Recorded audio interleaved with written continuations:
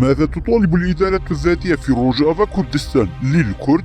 بعد مرور 3 أشهر على سقوط نظام الأسد، لم يقدم مجلس سوريا الديمقراطية مسد، ولا قوات سوريا الديمقراطية قسد، ولا ما تسمى بالإدارة الذاتية أي تصريحات أو بيانات رسمية وأدلة على المطالب الكردية. وفي النقاشات الجارية حول روجافا كردستان، تلك البقعة التي ضحى آلاف شباب الكرد وأبنائهم من كافة أجزاء كردستان الأخرى بأرواحهم وأراقوا دماءهم من أجلها، لا يطلق عليها تسمية الكرد أو كردستان. فيا ترى ماذا تطالب قسد للكرد؟ وماذا تطالب للغة الكردية الأم؟ أو ماذا تنوي فعله بنفض روجافا كردستان؟ فلا يمتلك أحد شيئا عن هذه القضايا والمسائل. في 18 شباط اجتمعت هياكل باكيكا في روجافا كردستان، قسد، مسد والإدارة الذاتية على روجافا كردستان، وأعلنوا الاتفاق على 8 نقاط. أولا، دمج قوات سوريا الديمقراطية قسد ضمن هيكلية الجيش السوري. ثانيا، التأكيد على سلامة وحدة الأراضي السورية. ثالثا، إعادة تفعيل المؤسسات المدنية والخدمية التابعة للدولة في شمال وشرق سوريا. رابعا، ضرورة انسحاب جميع المقاتلين غير السوريين. خامسا، تقوية العلاقات والتنسيق مع الإدارة السورية الجديدة في دمشق. سادسا، الاعتراف برئاسة أحمد شرع ودعوته لزيارة شمال وشرق سوريا. سابعا، عودة النازحين والمهجرين إلى مدنهم وقراهم. ثامنا، تشكيل لجان مشتركة ووضع خطط وآليات تنفيذية لضمان تطبيق البنود. هذه النقاط الثمانية هي التي ستحدد مصير روجافا كردستان، وهذه هي النقاط التي ستتفاوض عليها الإدارة الذاتية في روجافا كردستان مع دمشق. لكن المثير للاهتمام هو أنه لم يتم ذكر الكرد وروجافا كردستان في هذه النقاط مطلقا، بل وحتى قرارات هذا الاجتماع الهام لم يعلنها كردي، بل شخصية عربية يدعى أبو عمر الإدلوبي. إذا كنتم لا تريدون شيئا للهوية الكردية والحكم الذاتي قبل أن تتضح الأمور في سوريا، وتستمرون بترديد عبارات سوريا الديمقراطية وأخوة الشعوب إلى آخره، فلا يمكنكم أن تطلبوا أو تحققوا شيئا للكرد بعدها.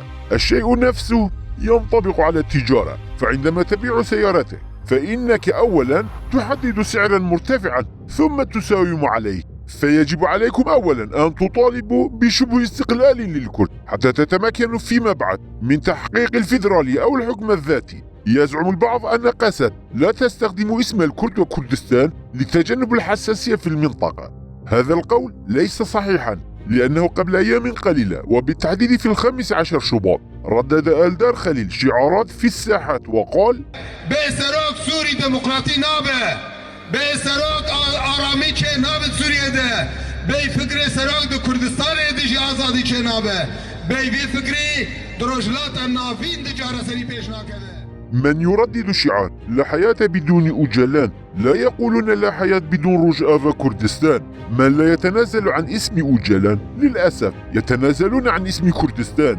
والحق أن سبب هذا الابتعاد والهروب عن الهوية الكردية والكردستانية لروجافا كردستان هو تأثير أيديولوجية أجلان وسياسته. في 2 شباط أعلنت الإدارة الذاتية في روجافا كردستان أنها لم تصادق على مؤتمر النصر الذي أعلن فيه أحمد شرع رئيسا جديدا لسوريا. ولكن وبعد 15 يوما فقط من هذا الإعلان هنأت الإدارة نفسها أحمد الشرع بالرئاسة الجديدة. فيا ترى ما الذي حصل خلال 15 يوما هذا، وما الذي تغير؟ ما تغير هو أن رسائل أجلان وصلت إلى الإدارة الذاتية لروجافا كردستان وطلب منهم أجلان عدم إظهار الهوية الكردية لروجافا كردستان. أراد أجلان أن ينضم إقليم روجافا كردستان إلى دمشق. نعم، فمن الواضح أن الهياكل والمؤسسات التابعة لباكاكا في روجافا كردستان قد اختارت هذا النهج وهذا الخط وحسمته. لهذا السبب وخلال الأيام الأولى بعد سقوط نظام الأسد دعت الإدارة الذاتية خوفا وجبنا الكرد إلى الوحدة ورفعت صور أجلان. والآن وبعد انسحاب المجلس الوطني الكردي في سوريا من المعارضات سوريا، أرجأت قسد إجراء نقاشات ومحادثات الوحدة مع المجلس وتوجهت بمفردها إلى دمشق. كما وتم رفع صور أجلان في شوارع روجافا كردستان من جديد. إذا تحركت الإدارة الذاتية في روجافا كردستان وفق رؤى وفكر أجلان فإنها ستقع في أخطاء قاتلة. فقد دمر أجلان كردياتية باكور كردستان وقضى عليها تحت شعار ديمقراطية تركيا. والآن يريد تدمير الهوية الكردية والكردستانية لروجافا كردستان وكردها باسم ديمقراطة سوريا. ينبغي على روجافا كردستان ألا يترك مصيره في أيدي قنديل أو أوجلان وأجندات باكك السرية والمظلمة. ينبغي ألا يصبح روجافا كردستان وسيلة للتفاوض في أيدي قنديل وأوجلان. ينبغي أن يتحرك روجافا على ضمانة حقوق الكرد في تلك البقعة من كردستان، لا على ديمقراطة سوريا. ينبغي على من يحملون هوية باككة في إدارة روجافا كردستان أن يضعوا هويتهم الباككية جانبا ويختاروا الهوية الكردية والكردستانية لروجافا كردستان ويعتمدونها كأساس لنضالهم.